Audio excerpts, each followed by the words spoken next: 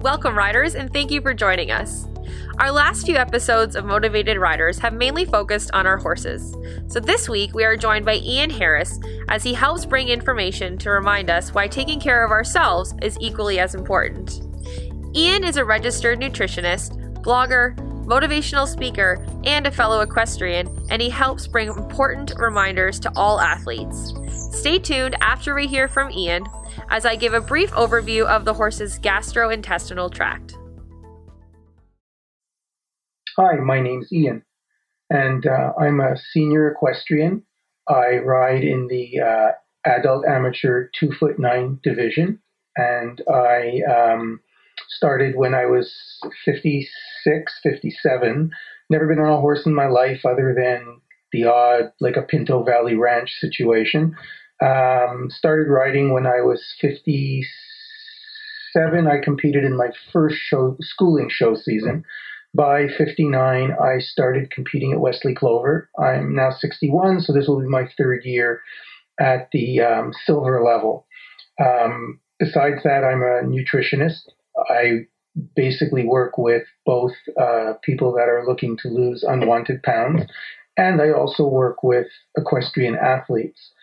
And I find that shows are really an issue for me because I find that, especially for young people, you go to shows and if you're not prepared nutritionally, one of the worst things you can do is enter a show ring completely mentally and physically prepared, but not nutritionally prepared.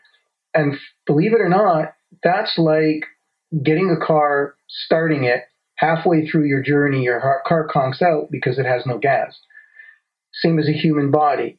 If you're going to start out with good intentions and eventually run out of gas, you won't be able to function and do what you're supposed to do effectively.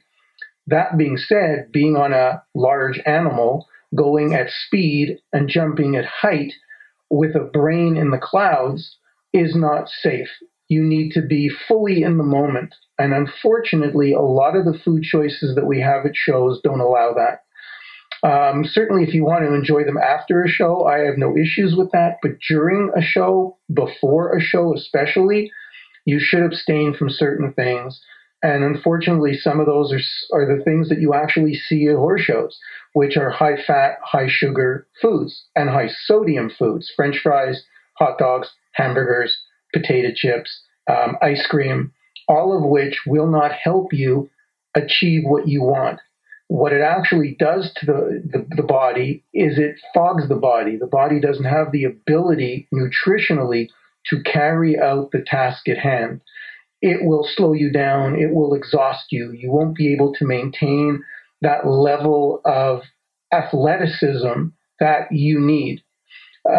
Your horse goes through a huge prep for show season. You train it, you feed it properly, it gets rest when necessary, you pamper it, you do its feet, you make sure everything is, he or she's absolutely ready. So why are we missing that when it comes to us? We don't get enough sleep before a show. We don't eat properly before a show. We don't eat properly during a show. And then we want to know why, when we get to a show, we're overtired, we're stressed to the max, we can't handle the pressure, we physically are exhausted, but yet we're sort of mentally and physically prepared for the task at hand from a cardiovascular point of view. We could, ride a horse probably for an hour and it wouldn't be an issue, but we can't focus. Memorizing the course becomes a task. Understanding direction it becomes an issue. All these become an issue because our brain is exhausted, and it's exhausted from a lack of proper nutrition. I usually recommend what I call a go bag, usually when I'm out in public, when I'm at a show, and it consists of things that are very simple, and you need to know what you like. Some people are allergic to nuts, some people are allergic to dairy. What I usually recommend is find that what you like. Some of the things I enjoy are nuts and raisins. Cliff bars I find are really interesting. I like a Cliff bar. try and eat 2 hours before and eat lightly. Don't eat very heavy. The worst thing you want to do is go into a competition weighing yourself down. You don't want to be crampy and flatulent and gazzy. I mean, you don't want to feel like that. You want to feel excited and exuberant, and you want to be on the top of your game. You want to have that edge. And unfortunately, food can make you or break you. And I recommend that you really seriously take a look at what you're eating. So quickly, my recommendation is that when you get up in the morning, try and have a solid breakfast, not something heavy. And only you can determine what you can eat. I like an egg in the morning, usually soft-boiled or hard-boiled, because it doesn't upset my stomach. I'll take things like a bagel to the show with peanut butter. If you're allergic to peanut butter, try and find jam that's an all-natural jam where you don't have high artificial or processed sugar. Drinks are another issue, and I'm going to be giving Hillary a recipe that I'd be happy to share with you.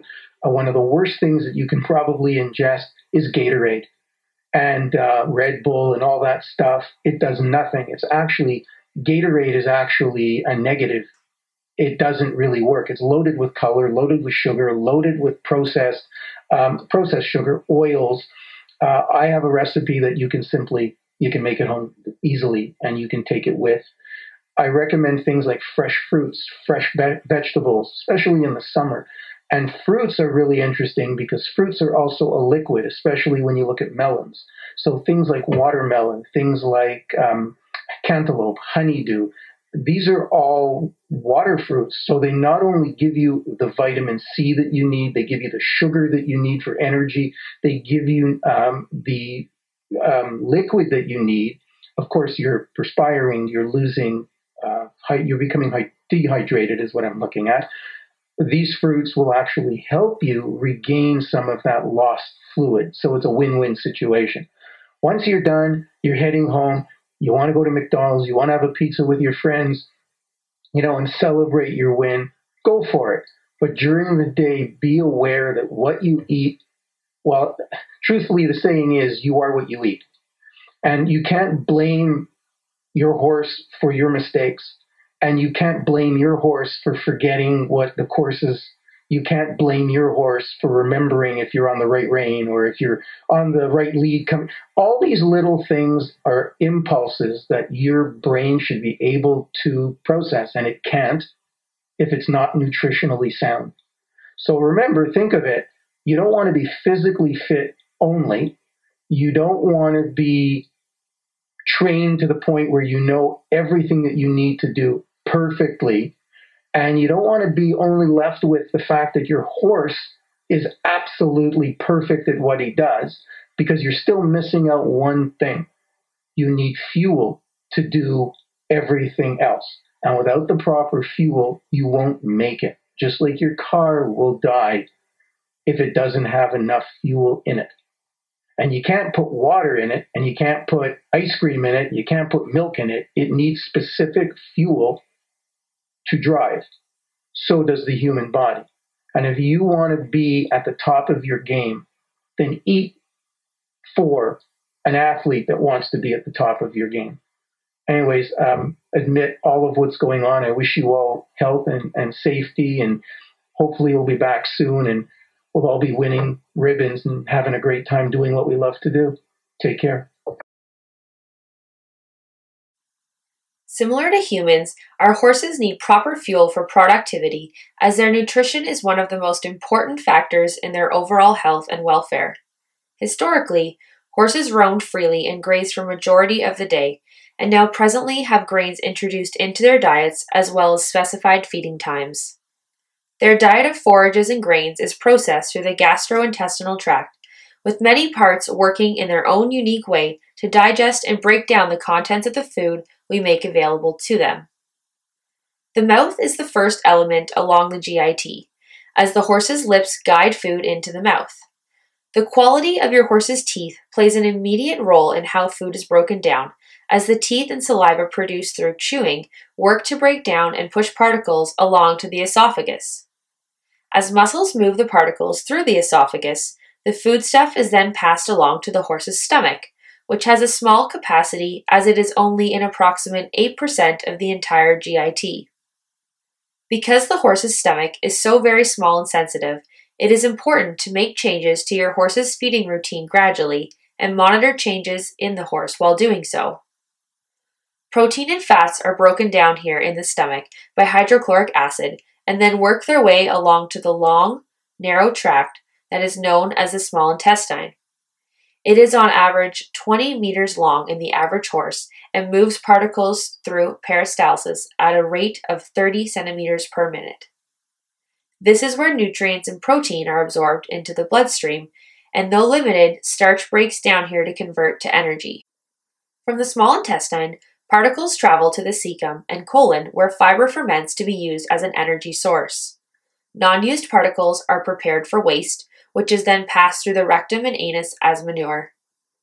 Horses gain nutrients from various sources, and I encourage horse owners to gain an understanding of the different amino acids, vitamins, and minerals that play key roles in the health of your horse.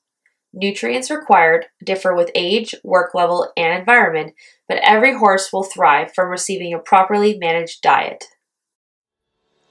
Thank you for joining both Ian and myself.